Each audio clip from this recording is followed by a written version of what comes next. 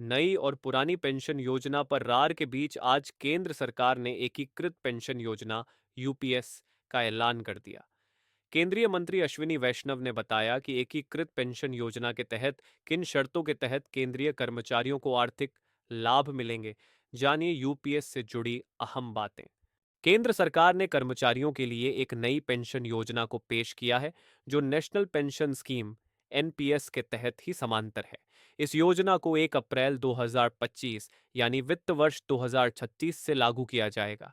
केंद्र सरकार ने सरकारी कर्मचारियों को एक निश्चित पेंशन देने के लिए इस योजना की घोषणा की है। यूनिफाइड पेंशन योजना यूपीएस के तहत सरकारी कर्मचारियों को एक निश्चित पेंशन दिया जाएगा। अगर कर्मचारी की मौत हो जाती है तो family pension, assured family pension का भी प्रावधान है। इसके अलावा मिनिमम एश्योर्ड पेंशन भी दिया जाएगा। यूनिफाइड पेंशन स्कीम यूपीएस क्या है?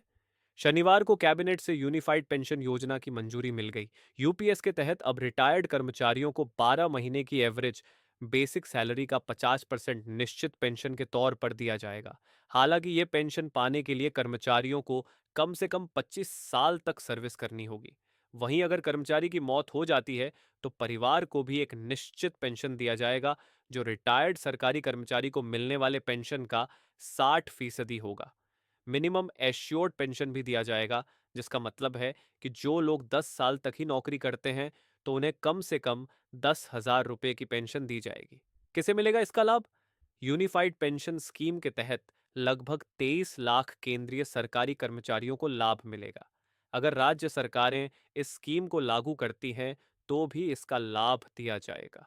यूनिफाइड पेंशन योजना या यूपीएस को सरकारी कर्मचारियों को निश्चित पेंशन और फैमिली पेंशन की गारंटी देकर बेहतर वित्तीय सुरक्षा पेश करने के लिए तैयार किया गया है।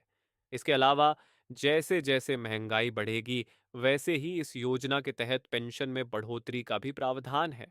यूपीएस और एनपीएस में से आपको कोई एक चुनना चाहिए। अगर आपने यूपीएस का विकल्प एक बार चुन लिया तो कभी भी एनपीएस नहीं चुन पाएंगे। वहीं अगर आपने एनपीएस का विकल्प चुन लिया तो कभी भी यूपीएस का ऑप्शन नहीं सिलेक्ट कर पाएंगे। यूपीएस में कितना देना होगा योगदान? सरकार के इस योजना के तहत एनपीएस के जैसे ही सैलरी में से कंट्रीब्यूशन देना होगा। सरकारी कर्मचारियों को यूपीएस के तहत 10% का योगदान देना होगा, जो एनपीएस के तहत भी दिया जाता है। हालांकि सरकार ने यूपीएस में अपना कंट्रीब्यूशन 14% से बढ़ाकर 18.5% कर दिया है। यानी कि कर्मचारियों को रिटायरमेंट के बाद एक अच्छा पेंशन मिल सकता है। अगर 50,000 बेसिक सैलरी तो कितना मिलेगा पेंशन? जैसा कि इस योजना के तहत कहा गया है कि कर्मचारियों को रिटायरमेंट के बाद 12 महीने के एवरेज बेसिक सैलरी का 50% पेंशन के तौर पर दिया जाएगा। इस हिसाब से कैलकुलेशन करें तो अगर आप एक सरकारी कर्मचारी हैं और आप एनपीएस की जगह यूपीएस का विकल्प चुनते हैं और आपके अंतिम 12 महीने की एवरेज बेसिक पे 50,000 रुपये है, तो आपको इस योजना के तहत रिटायरमेंट के बाद हर महीने 25,000 रुपये की पेंशन मिलेगी। हालांकि इसके बाद महंगाई राहत डीआर अलग से जोड़ा जाएगा।